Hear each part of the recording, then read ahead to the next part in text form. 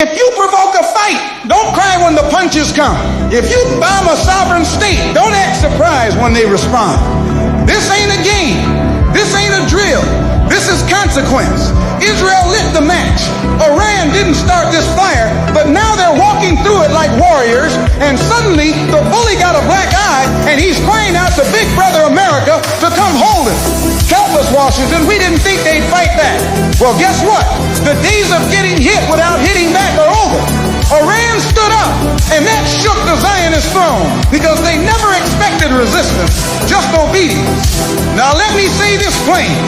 You don't have to like Iran. You don't have to agree with Iran. But if you believe in justice, if you believe in dignity, you better stand with the defenseless. Because right now, Israel ain't fighting for survival. It's fighting to keep domination. And Iran is answering a slap with a fist. They're used to bombing cities and watching the world do nothing.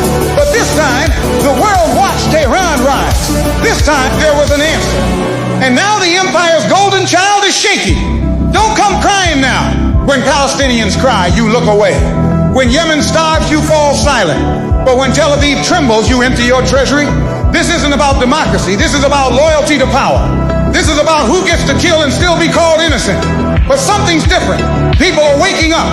Truth is louder than propaganda now. You don't have to love the fighters, just love the people who can't defend themselves. Because the innocent don't have missiles, they have prayers. And right now, those prayers are louder than ever. To Israel, I say this, you started this, you live with it. To America, don't sell your soul to defend arrogance. The defenseless are not statistics. They are people, they are children, they are homes, they are voices that the bombs try to silence. But they will not be erased.